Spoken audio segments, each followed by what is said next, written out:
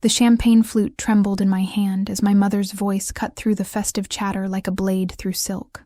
"Let's toast, except for her, who has always shamed us." The words hung in the air of the opulent ballroom, crystallizing the breath of 60 guests who turned their eyes toward me like vultures circling carrion. Evelyn Hartwell, my mother, stood resplendent in her emerald gown, her silver hair perfectly coiffed, her smile as sharp as broken glass. The laughter that followed her proclamation was a symphony of cruelty, each note striking my chest with the precision of a surgeon's scalpel. I stood frozen by the marble pillar, my black dress suddenly feeling like a shroud. The countdown clock above the orchestra showed 23 seconds until midnight, until 2024 would die and 2025 would be born. 23 seconds until I would raise something in my trembling hand that would change everything forever. But in that moment, suspended between heartbeats and seconds, I was still just Riley Hartwell, the disappointment, the black sheep, the daughter who could never measure up to the impossible standards of a family built on lies. The faces around me blurred into a kaleidoscope of mockery. There was Uncle Marcus, his jowls shaking with mirth, probably thinking about how this moment would fuel his gossip for months. Cousin Patricia, always eager to see someone else fall from grace, raised her glass higher as if to punctuate the insult. The society wives, draped in their designer gowns and judgment, whispered behind their hands like teenagers, sharing a cruel secret. My father, Richard Hartwell, stood beside my mother like a silent sentinel, his face carved from stone. Not once did he meet my eyes. Not once did he defend me. His silence was perhaps more devastating than my mother's words, because it confirmed what I had always suspected, that I was truly alone in this gilded cage of a family. The chandelier above cast fractured light across the room, and for a moment, I saw my reflection in the champagne glasses held aloft in mockery. Pale skin, dark hair that refused to curl like my mother preferred, green eyes that had seen too much and understood too little. At 28, I should have been confident, successful, beloved. Instead, I was the family's greatest secret, their most carefully hidden shame. The countdown continued. 15 seconds. 14. 13. The orchestra's conductor raised his baton, preparing for the traditional Auld Lang Syne. The laughter was dying down now, replaced by anticipation for the midnight moment, but they had no idea what was coming. None of them understood that in my other hand, hidden behind the folds of my dress, I clutched something that would expose every lie, every cover-up, every carefully constructed deception that had built the Hartwell empire. My mother's eyes found mine across the room, and for a split second, I saw something flicker there. Not love, not regret, but recognition. She knew I was different tonight. She could sense the change in me, the way a predator senses when prey finally grows teeth. 10 seconds. 9, 8. My fingers tightened around the object in my hidden hand. 7, 6, 5. The room held its breath. 4, 3, 2. I stepped forward into the light, into the center of their world. 1. As the clock struck midnight and the room erupted in celebration, I raised my hand. But it wasn't a glass of champagne that caught the light. It was something far more dangerous, far more damning, and infinitely more devastating than any toast could ever be. The morning after New Year's Eve always brought a peculiar kind of silence to the Hartwell estate. As I sat in my childhood bedroom, staring at the antique music box that hadn't played a tune in 15 years, I let my mind drift back to how it all began. The weight of what I had done pressed against my chest like a physical thing, but beneath it lay something else. Relief. After 28 years of carrying secrets that weren't mine to bear, I had finally set them free. My earliest memory wasn't of birthday parties or bedtime stories. It was of my mother's voice, sharp and urgent, telling me that some things were never to be spoken aloud. I was 4, maybe 5, standing in the garden where the white roses bloomed in perfect rows. "Riley," she had said, kneeling down to my level with that practiced smile. "What happens in our family stays in our family. Do you understand?" Even then, her love felt conditional, dependent on my silence. Growing up in the Hartwell household was like living in a museum where you were both the exhibit and the curator. Every action was scrutinized. Every word weighed for its potential to embarrass or shame. My father, Richard, built his pharmaceutical empire on the principle that image was everything. Clean labs, pristine reputation, and a family that looked perfect in the society pages. What happened behind closed doors was irrelevant, as long as the public face remained unmarred. The first crack in their perfect facade appeared when I was 12.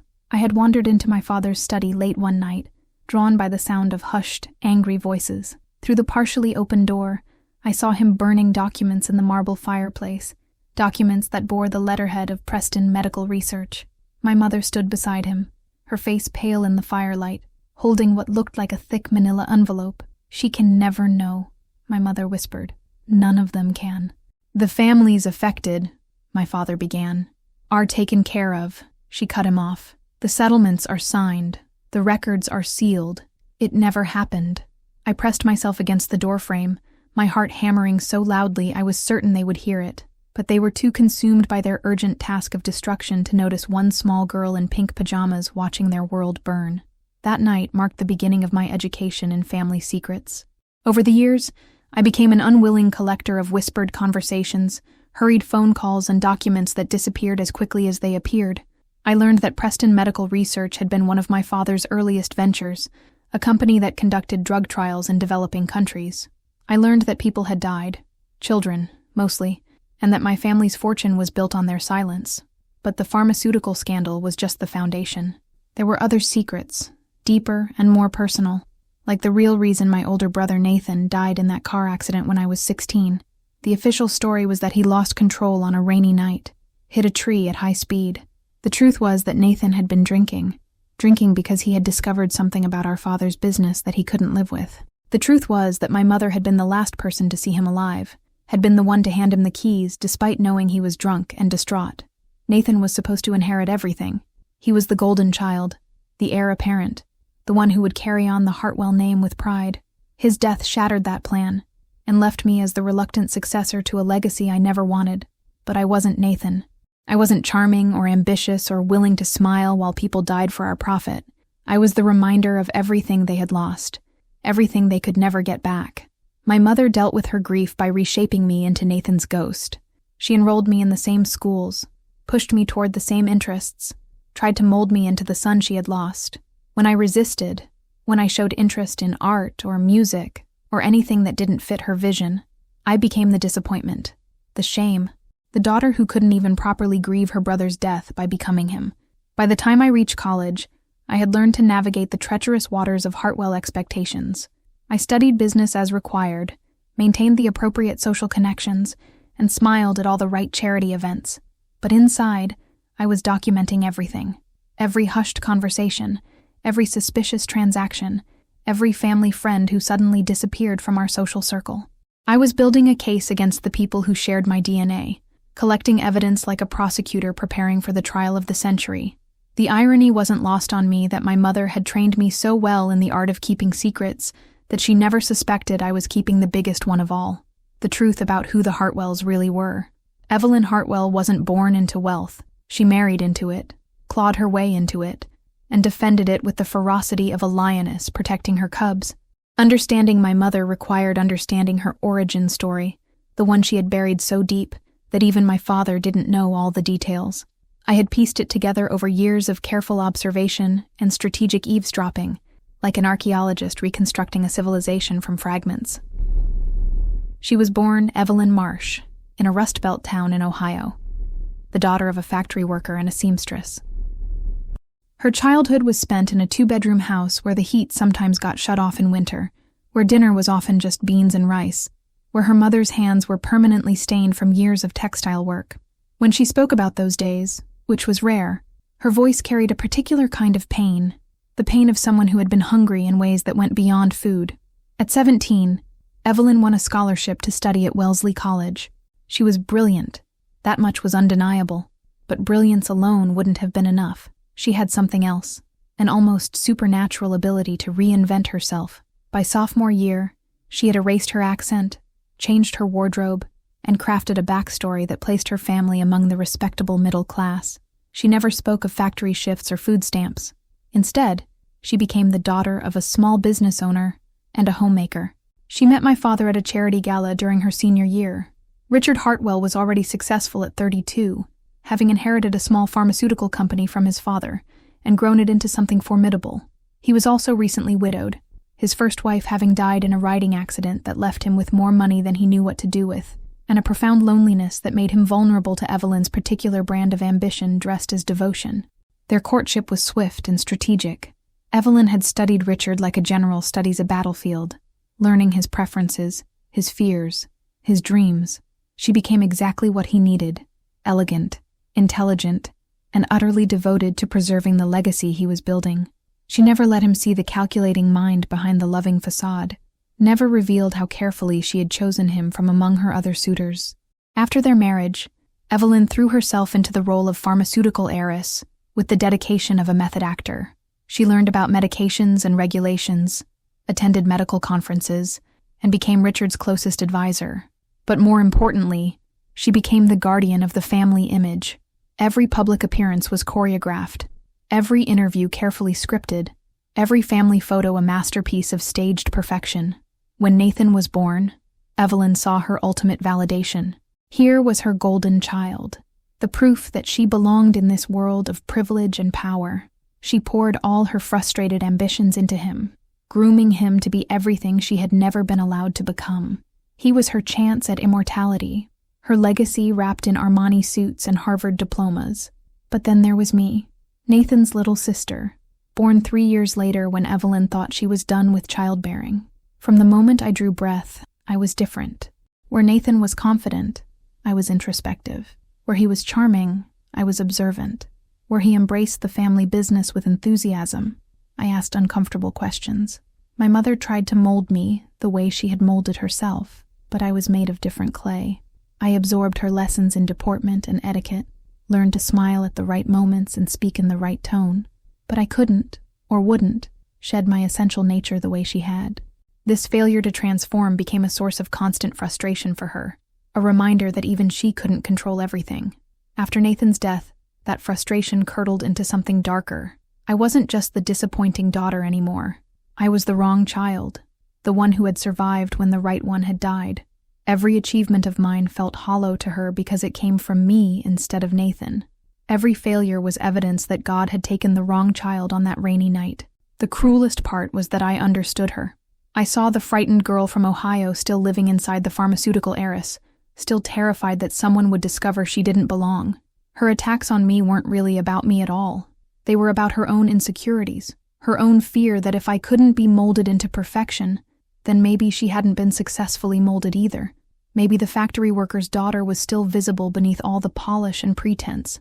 But understanding didn't make the pain less sharp. Last night, when she raised that glass and declared me a shame to the family, she had finally said aloud what I had felt my entire life, in front of all those people, friends, business partners, the pillars of our social world. She had branded me with the scarlet letter of inadequacy. What she didn't know was that I had spent the last 5 years preparing for this moment. Every cruel comment, every public humiliation, every time she chose to wound me rather than love me, I had been building toward last night, toward the moment when I would finally show her what shame really looked like. The Hartwell family library was a temple to secrets, its mahogany shelves stretching from floor to ceiling, filled with first editions and ledgers that hadn't been opened in decades. It was here, 3 months before that New Year's Eve party, that I made the discovery that would change everything. I had been searching for Nathan's college yearbooks, trying to piece together memories of my brother for what would have been his 32nd birthday, when my fingers found something unexpected wedged behind a row of medical journals. It was a safety deposit box key, taped to the back of a leather-bound volume of Hippocratic writings. My father's idea of irony, I supposed. The key was small, unremarkable, the kind that could have belonged to any bank in the city, but attached to it was a note in Nathan's handwriting. Riley, if you're reading this, it means I couldn't do what needs to be done.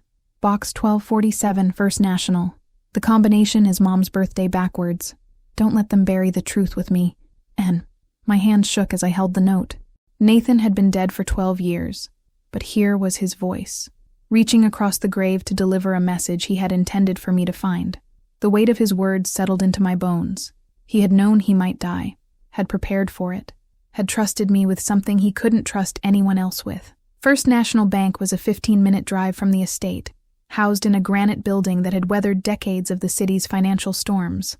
The safety deposit box room was sterile and silent, the kind of place where secrets went to hibernate. Box 1247 was larger than I had expected, its contents spilling across the small examination table when I opened it. The documents inside painted a picture of the Hartwell empire that was far worse than anything I had imagined. Preston Medical Research hadn't just conducted unethical drug trials.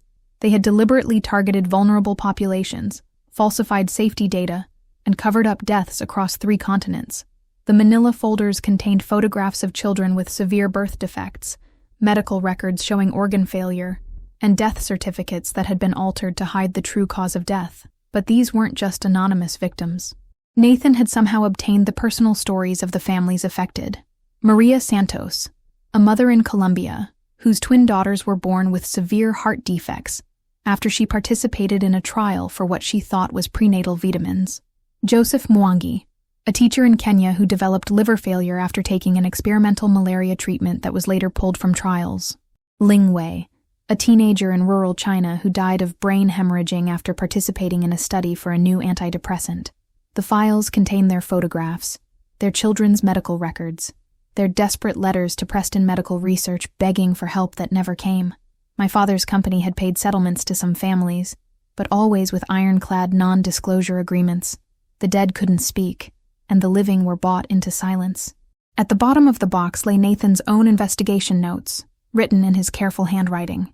He had discovered the truth during his senior year at Harvard, when a business ethics professor had assigned a case study on pharmaceutical ethics. Nathan had chosen to research Preston Medical Research, thinking it would be an easy assignment since he had insider access. Instead, he had uncovered the family's darkest secret. His notes revealed the scope of his anguish. I can't sleep. Every time I close my eyes, I see their faces.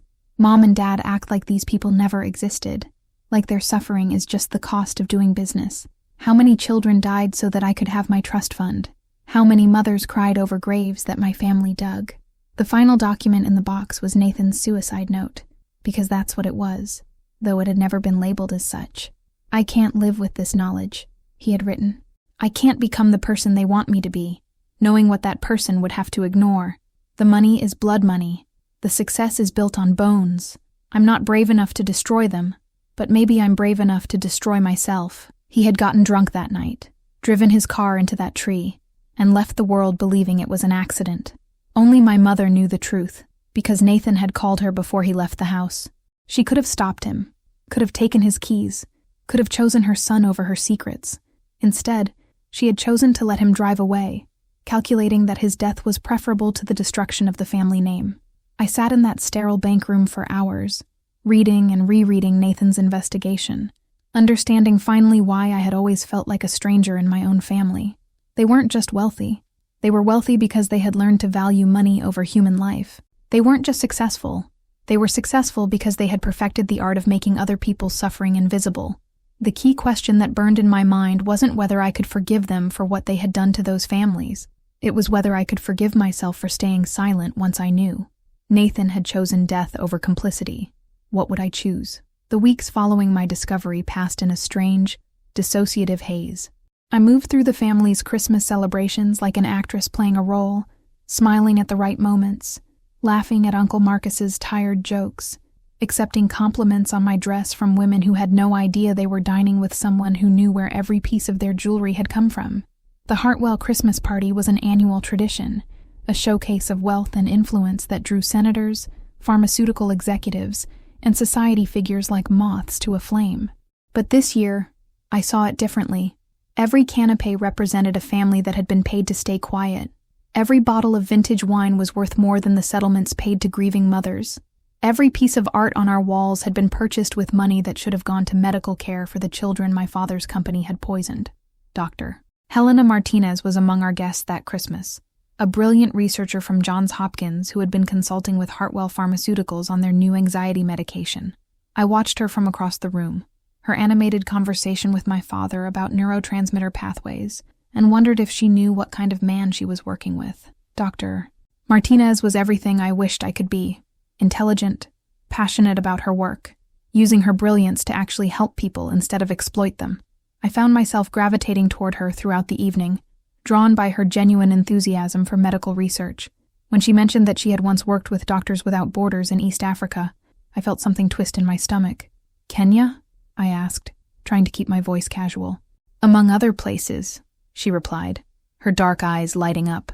It's heartbreaking work, but necessary. There are so many communities that have been exploited by pharmaceutical companies conducting unethical trials. We try to provide proper medical care and help them understand their rights. The room suddenly felt too hot, too crowded, too small. Exploited how? Dr. Martinez's expression grew serious. Companies that target vulnerable populations for drug trials, often without proper informed consent. They promise miracle cures to people who are desperate, then disappear when the trials go wrong. I've seen children with permanent disabilities, families torn apart by medical complications that could have been prevented if the trials had been conducted ethically. I excused myself and fled to the bathroom, where I splashed cold water on my face and stared at my reflection in the gilt-framed mirror. This was my life, surrounded by evidence of my family's crimes, forced to smile and make small talk with people who had dedicated their lives to cleaning up messes that my father had made. That night, alone in my room, I called the number I had found in Nathan's notes. It belonged to David Chen, an investigative journalist who had been trying to expose Preston medical research for years. The phone rang 4 times before a gravelly voice answered. "Chen, my name is Riley Hartwell," I said, my voice barely above a whisper. "I have information about Preston medical research." The silence on the other end stretched so long I thought he had hung up. Finally, "Richard Hartwell's daughter?" "Yes." "Why are you calling me?" "Because my brother died trying to expose what my family did. Because I can't live with the silence anymore. Because those children deserved better than to be buried in unmarked graves while my mother drinks champagne and pretends they never existed." Another long pause. "Meet me tomorrow. Riverside Park by the Carousel. 2 o'clock. Come alone and bring whatever evidence you have." I hung up the phone and sat in the darkness of my room, listening to the sounds of the party continuing downstairs. My parents were probably regaling their guests with stories of Nathan's achievements, painting him as the perfect son taken too soon. They had no idea that their perfect son had left behind a roadmap to their destruction, or that their disappointing daughter was finally ready to follow it. The next morning, I drove to the bank and emptied Nathan's safety deposit box completely. Every document, every photograph, every piece of evidence he had carefully collected went into a large briefcase that I locked in the trunk of my car. Then I drove to Riverside Park, where David Chen waited by the carousel with the patience of a man who had been hunting the same story for years. He was smaller than I had expected, with prematurely gray hair and the kind of intense focus that comes from spending years pursuing truth in a world that profits from lies. When I showed him Nathan's files, his hands trembled slightly as he turned the pages. "Jesus Christ," he whispered, studying a photograph of a child with severe spinal deformities. "We suspected, but we never had proof like this." "What do you need from me?" I asked. "Everything," he said. "But more than that, I need you to be willing to go on record, to testify, to stand up in court and tell the world who your family really is." I thought of my mother's words from the previous night, her casual cruelty dressed up as holiday cheer. I thought of Nathan, driving through the rain toward his death because he couldn't bear the weight of our family's sins. I thought of all the children in those photographs, and all the parents who would never see justice. "I'll do it," I said. The investigation that followed moved like a slow-burning fuse, invisible to everyone except David Chen and me. We met in coffee shops and parking garages, exchanging documents and testimonies with the careful precision of spies trading state secrets. David had been building a case against pharmaceutical companies for years, but Nathan's files provided the smoking gun he had never been able to find. Direct evidence of cover-ups, falsified data, and deliberate targeting of vulnerable populations. During those months, I lived a double life that would have impressed the most accomplished actor. By day, I was still Riley Hartwell, dutiful daughter attending board meetings and charity luncheons, smiling for photographers and making small talk with the pharmaceutical elite. By night, I was something else entirely. A whistleblower, a betrayer, a daughter preparing to destroy her own family for the greater good. The hardest part wasn't the deception itself, but watching my parents continue their lives as if they had never caused such tremendous suffering. My father still kissed my mother goodbye every morning before leaving for the office. They still held hands during their evening walks around the estate gardens. They still laughed together at private jokes and shared looks of understanding across crowded rooms. Their love for each other was genuine, which somehow made their indifference to others' pain even more chilling. I began to understand that my parents weren't monsters in the traditional sense. They weren't cackling villains who delighted in causing suffering. They were something perhaps more dangerous, Ordinary people who had learned to compartmentalize evil so effectively that they could commit atrocities while maintaining their self-image as good, decent, loving individuals.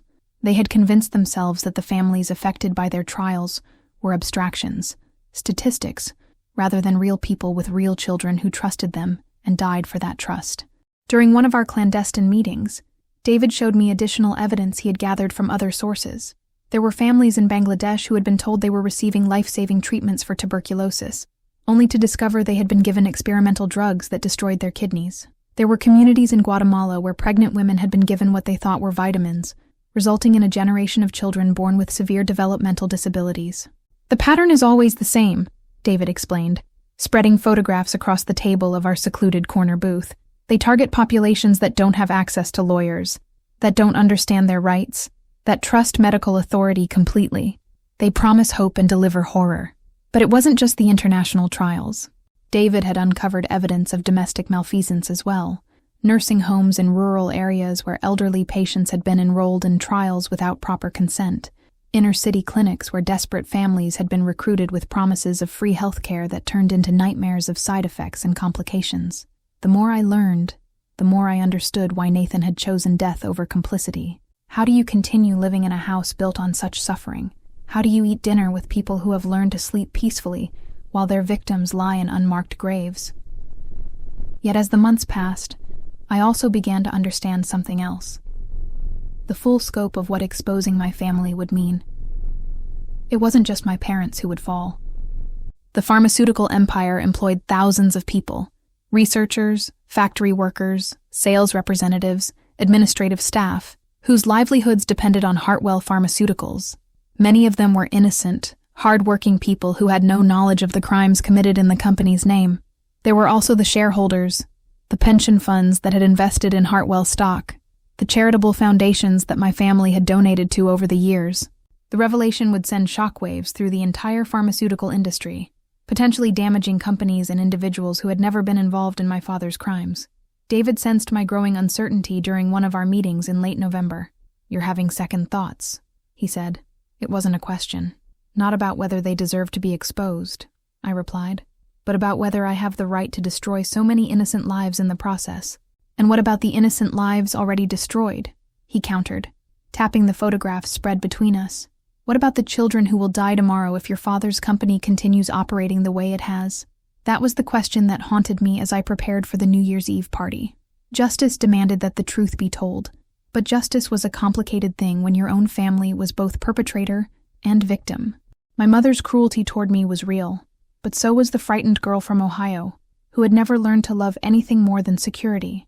My father's crimes were unforgivable, but so was the genuine grief I had seen in his eyes every time Nathan's name was mentioned. Still, as I stood in front of my bedroom mirror on New Year's Eve, adjusting the black dress that my mother had criticized as too severe and inappropriate for celebration, I knew what I had to do. The flash drive hidden in my evening bag contained copies of every document Nathan had collected, plus additional evidence that David and I had gathered. The plan was simple. At midnight, when everyone was distracted by champagne and celebration, I would upload everything to a secure server that would automatically send the files to major news outlets, regulatory agencies, and law enforcement. My mother's toast had been the final straw, but it had also been a gift. By publicly humiliating me one last time, she had given me the perfect cover for what came next. No one would suspect that the family's shame was about to become the family's destroyer. As I walked down the grand staircase toward the party, I felt Nathan's presence beside me, his ghost finally ready to rest once his killer was exposed. The flash drive felt like it was burning a hole in my evening bag as I moved through the New Year's Eve party, making polite conversation while my heart hammered against my ribs. But I wasn't entirely alone in my mission. Over the past months, I had discovered that keeping family secrets was a burden shared by more people than I had realized. James Morrison, my father's longtime personal assistant, had approached me quietly at Thanksgiving dinner. James had worked for Hartwell Pharmaceuticals for 23 years, managing my father's schedule and handling his correspondence with the discretion of a priest taking confession. But James had also been Nathan's confidant, one of the few people who knew that my brother's death hadn't been an accident. "Your brother came to me the night before he died," James had whispered while we stood in the kitchen, ostensibly helping with dinner preparations. "He gave me a sealed envelope and told me to keep it safe. Said if anything happened to him, I should give it to you when you were old enough to understand. The envelope contained Nathan's final letter to me, written in the desperate scrawl of someone racing against time and his own courage. In it, he had explained not just what he had discovered, but how deeply it had affected him. I used to think Dad was a hero, he wrote. All those medications that helped people, all the diseases we had supposedly conquered. I never asked about the children who died to make those victories possible. I never asked because I didn't want to know. But more importantly, Nathan's letter had revealed something I had never suspected. Our mother knew everything, not just about the cover-ups and the deaths, but about the specific families affected. She had been the one to arrange the settlements, to coordinate the non-disclosure agreements, to ensure that the victims' stories never reached the media. While my father had focused on the business side of the empire, my mother had been the architect of its silence. She has files, Nathan had written, hidden in her private study, behind the false wall where she keeps her real jewelry, detailed records of every payment, every settlement, every family they've bought. She calls it her insurance policy, evidence that could destroy Dad if she ever needed leverage. But it's also evidence that could save those families if it ever saw daylight. James hadn't just kept Nathan's letter. He had spent the intervening years quietly documenting everything he witnessed. His position gave him access to phone calls, meetings, and documents that revealed the ongoing scope of the cover-up. When I told him about my plan to expose everything at the New Year's Eve party, he didn't try to dissuade me. Instead, he offered to help. I've been waiting 12 years for someone to have the courage your brother couldn't find, he said. Those children deserve justice, even if it means destroying the people who sign my paychecks. The other unexpected ally was Margaret Hartwell, my father's elderly aunt who had been relegated to the family's periphery for decades. Aunt Margaret was 91, sharp as a razor despite her age, and possessed of the kind of moral clarity that comes from having lived long enough to see the full consequences of people's choices. She had cornered me at Christmas, her rheumatic fingers gripping my wrist with surprising strength. I know what you're planning, child, she had said, her voice barely audible above the party chatter. Richard thinks I'm senile, but I see more than he realizes. I know about Preston. I know about Nathan. And I know that you're the only one left who can set things right.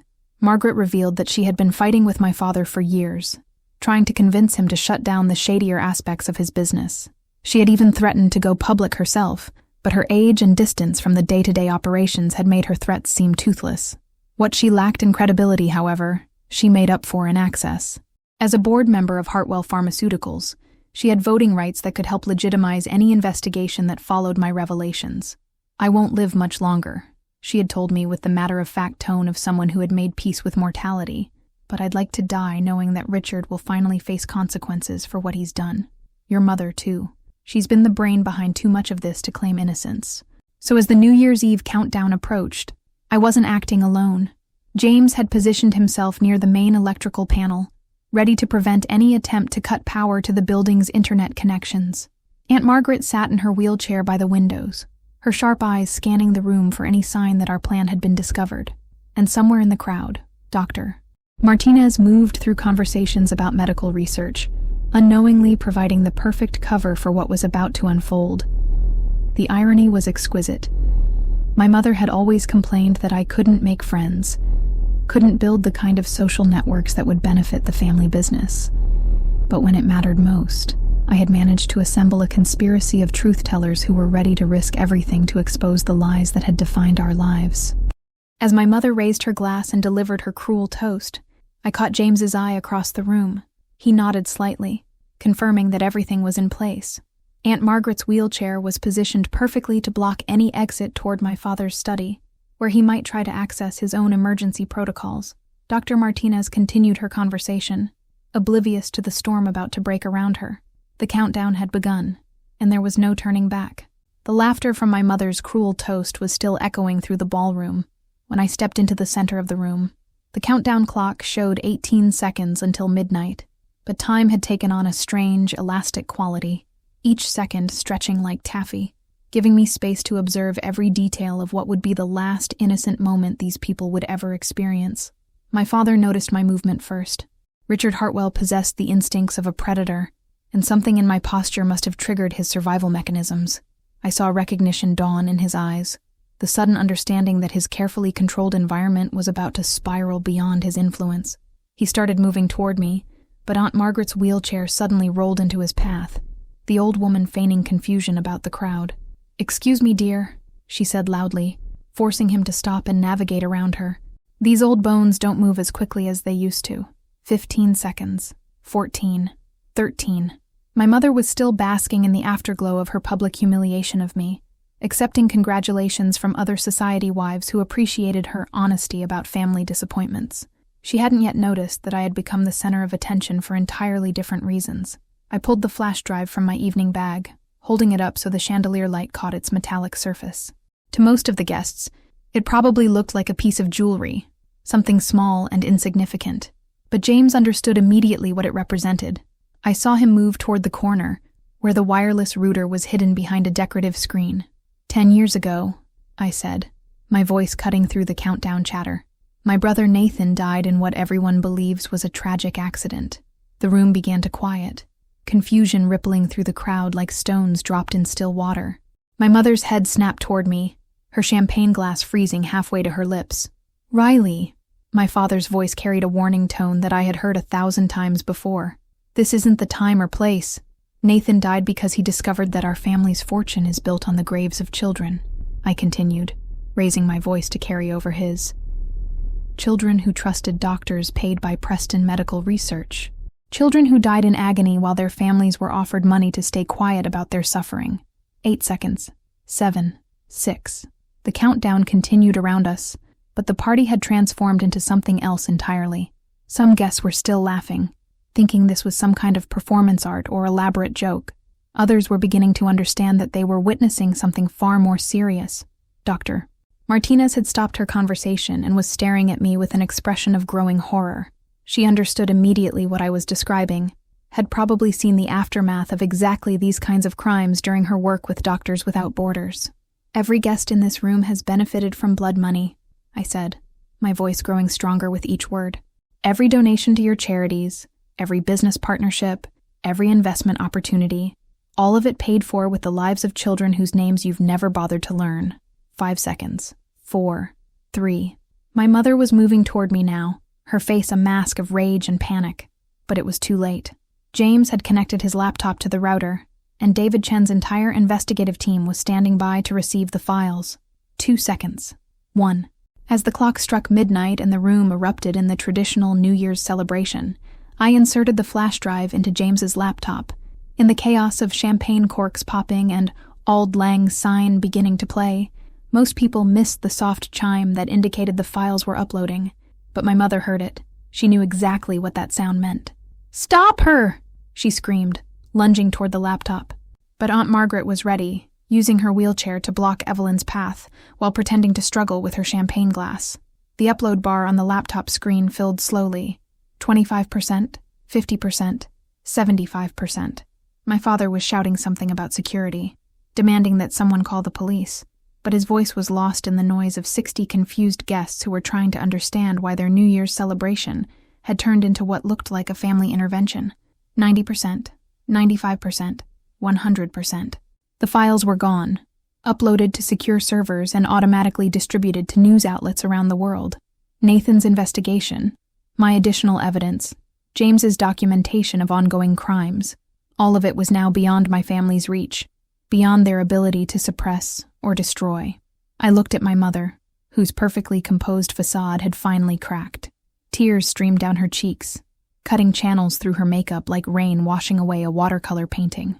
For the first time in my life, I saw her as she really was, not the pharmaceutical heiress or the society queen, but a terrified woman who had spent so many years running from her past that she had forgotten how to stop. "Why?" she whispered, the word barely audible above the continuing chaos of the party. "Because Nathan asked me to," I replied. "Because those children deserved better. Because silence isn't protection, it's complicity." My father was on his phone now, probably calling lawyers and crisis management specialists, trying to contain a situation that was already far beyond containment. Around us, the party guests were beginning to realize that they were witnessing something historic. The moment when one of the pharmaceutical industry's most powerful families began to fall. But what I raised in my hand at midnight wasn't just a flash drive. It was justice. Delayed, but not denied. It was my brother's voice, finally given the platform he had died trying to create. It was the end of one story and the beginning of another, a story where the children in Nathan's photographs would finally have names, faces, and families who could speak their truth without fear. The aftermath of that midnight moment unfolded with the inexorable momentum of an avalanche. Within hours, news outlets across 3 continents were running stories with headlines that would have been unthinkable just days before. Pharmaceutical heiress exposes family's deadly secrets. Blood money, the Hartwell Empire's trail of death. Children's graves paved road to pharma fortune. But what I had raised in my hand wasn't just a flash drive. It was something far more personal, far more devastating to my mother than any legal document could ever be. Hidden inside that small device, among all of Nathan's carefully collected evidence, was a recording he had made the night before his death, a recording of my mother's final phone call with him, captured on the old answering machine in his apartment that the police had never bothered to examine. David Chen played it for me 3 days after the party, in his cluttered office that smelled of coffee and old newspapers. Nathan's voice came through the static, slurred with alcohol and thick with despair. "Mom, I can't do this anymore. I can't pretend those children don't matter. I can't shake their parents' hands at charity events and smile while their babies are buried in unmarked graves." And then my mother's voice, cold and calculating even in what should have been a moment of maternal crisis. "Nathan, you're being dramatic. Those families were compensated. The matter is closed." "Compensated?" Nathan's voice cracked. "How much is a child's life worth, Mom? What's the going rate for a 7-year-old's future?" "You're drunk," she replied. "Go to sleep. We'll discuss this tomorrow when you're thinking clearly." I am thinking clearly for the first time in my life. I'm thinking about driving to the nearest news station and telling them everything. I'm thinking about testifying at congressional hearings. I'm thinking about doing what Dad should have done years ago, taking responsibility. There was a long pause before my mother spoke again, and when she did, her voice carried a tone I had never heard before. Not anger, not frustration, but something far colder. "If you do that, you'll destroy more than just us, Nathan.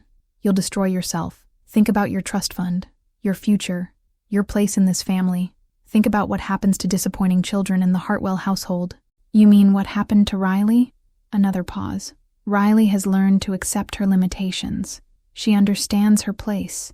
You could learn from her discretion. By staying silent while children die? By recognizing that some battles can't be won, and that martyrdom is just another word for selfishness." The recording continued for another few minutes, but the crucial exchange was there. My mother hadn't just failed to stop Nathan from driving drunk.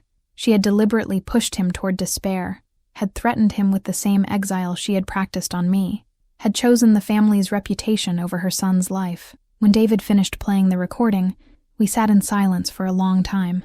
Finally, he spoke. "This changes everything. This isn't just about pharmaceutical crimes anymore. This is about a mother who manipulated her son into suicide to protect her secrets." "Can we prove it?" I asked. "We don't have to.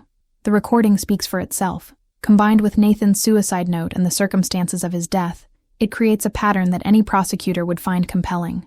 But the legal implications were only part of the story. The recording also revealed the full scope of my mother's knowledge and involvement. She hadn't been a passive beneficiary of my father's crimes. She had been an active participant, the one who cleaned up the messes and buried the evidence. Every settlement she negotiated, every family she silenced, every document she destroyed had been a deliberate choice to value money over human life. The recording also explained something I had never understood: why my mother's cruelty toward me had always felt so calculated, so precise. She hadn't been lashing out in grief or frustration. She had been training me, conditioning me to accept marginalization and silence, just as she had tried to condition Nathan. The difference was that Nathan had eventually rebelled, while I had learned to endure, or so she thought. The days following the New Year's revelation were a blur of legal meetings, media interviews, and federal investigations. Our family's assets were frozen while regulators tried to determine the scope of the fraud. The estate that had been my prison for 28 years was now crawling with FBI agents and forensic accountants, searching for evidence of crimes that stretched back decades. My parents were arrested on a Tuesday morning, led away in handcuffs while news cameras captured every moment of their perp walk. My father maintained his dignity, walking with his head high and his lawyer by his side. My mother, however, had begun to crack under the pressure. She kept looking over her shoulder toward the estate, toward the life she was losing, toward the security she had spent 40 years building and had lost in a single night. I watched from my bedroom window as they drove away, and I felt something I hadn't expected. Grief, not for the criminals being taken to justice, but for the parents I had always wanted them to be. For the mother who might have loved me unconditionally. For the father who might have chosen ethics over profit. For the family we could have been if different choices had been made along the way. But grief was a luxury I couldn't afford yet. There was still work to be done. 6 months after that New Year's Eve party, I stood in a small courthouse in Kenya, watching Maria Santos hold her twin daughters for the first time since their successful heart surgery. The girls, now 8 years old, had finally received the medical care that should have been provided years ago when the experimental drugs first damaged their hearts. The legal settlement had made their treatment possible, but more than that, it had given their mother something she had never expected to receive: an apology. The Hartwell pharmaceutical empire had collapsed faster than anyone anticipated. Federal investigators discovered that the crimes were far more extensive than even Nathan's files had revealed, stretching across 4 decades and 6 continents. The company's stock became worthless overnight. Pension funds lost billions. Thousands of employees found themselves unemployed as subsidiaries were sold off to pay legal settlements. I felt the weight of that destruction every day. The knowledge that my decision to expose the truth had cost innocent people their livelihoods and their security. But I also saw the other side of the ledger. Families like the Santos family, finally receiving justice. Medical researchers like Dr. Martinez, who was now leading an international task force to prevent pharmaceutical exploitation in developing countries. Regulatory agencies that had been given the tools they needed to prevent future abuses. My parents' trial had been a media sensation, with my mother's recorded conversation with Nathan playing on news channels around the world. She had been sentenced to 25 years for conspiracy, fraud, and accessory to manslaughter. My father received 30 years for his role as the architect of the crimes. They would both die in prison, their names forever associated with one of the pharmaceutical industry's greatest scandals. I testified for the prosecution, sitting in that witness box for 3 days, while defense lawyers tried to portray me as a vengeful daughter seeking to destroy her own family. They weren't entirely wrong. There had been vengeance in my decision to expose them, but there had also been love, strange as that sounded. Love for Nathan, who had carried the weight of truth until it crushed him. Love for the children whose photographs I had memorized, whose names I whispered like prayers. Love for the idea that families should protect the innocent, not exploit them. The Hartwell estate had been sold to pay legal settlements, its contents auctioned off to the highest bidders. I kept only a few things: Nathan's journals, some family photographs from before I understood what my family really was, and the broken music box from my childhood bedroom. Everything else, the art, the jewelry, the cars, the symbols of a wealth built on suffering, went to compensation funds for the families we had wronged. I was living now in a small apartment in Boston, working as a victim's advocate for pharmaceutical crime survivors. The work didn't pay much, certainly nothing compared to the trust fund I had forfeited by exposing my family's crimes, but it offered something more valuable: the knowledge that I was using my experience to help, rather than harm. James Morrison had found work with a nonprofit organization that investigated pharmaceutical fraud. Aunt Margaret had died peacefully in her sleep 2 months after the trial, but not before establishing a foundation in Nathan's name to provide medical care for children harmed by unethical drug trials. Dr. Martinez had become something like a friend, teaching me about the medical field I was now working to reform. The hardest part wasn't the loss of wealth or social status. It was the silence from extended family members who blamed me for destroying the Hartwell name. Cousins who had grown up with me now crossed the street to avoid speaking to me. Family friends who had attended my birthday parties for decades now acted as if I had never existed. I had traded one kind of isolation for another, but this new isolation felt different. It felt chosen rather than imposed. Some nights I still dreamed about that New Year's Eve party, but in my dreams, the moment played out differently.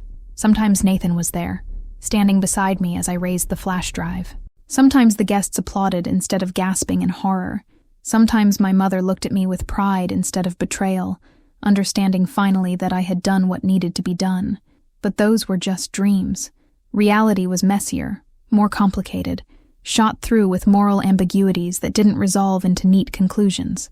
Justice had been served, but it had come at a cost that continued to ripple outward like stones thrown into still water.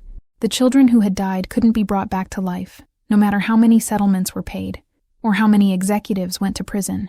The families that had been destroyed couldn't be made whole, no matter how many apologies were issued or how many reforms were implemented.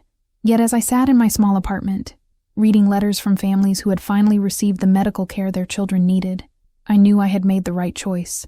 Nathan's ghost had been laid to rest. The children in those photographs finally had voices, and somewhere in Kenya, 2 little girls with repaired hearts were learning to run and play like other children their age. What I had raised in my hand that midnight wasn't just evidence of crimes or proof of corruption. It was hope. Hope that truth could still matter in a world built on lies. Hope that courage could still triumph over convenience. Hope that some things were worth sacrificing everything to protect. My mother had been right about one thing. I had always been different from the rest of the family, but she had been wrong about what that difference meant. It wasn't shame. It was salvation. For the families we had wronged, for the memory of my brother, and ultimately, for myself. The music box on my mantel still didn't play, its mechanism broken beyond repair. But sometimes, in the quiet moments before sleep, I could almost hear the melody it used to make.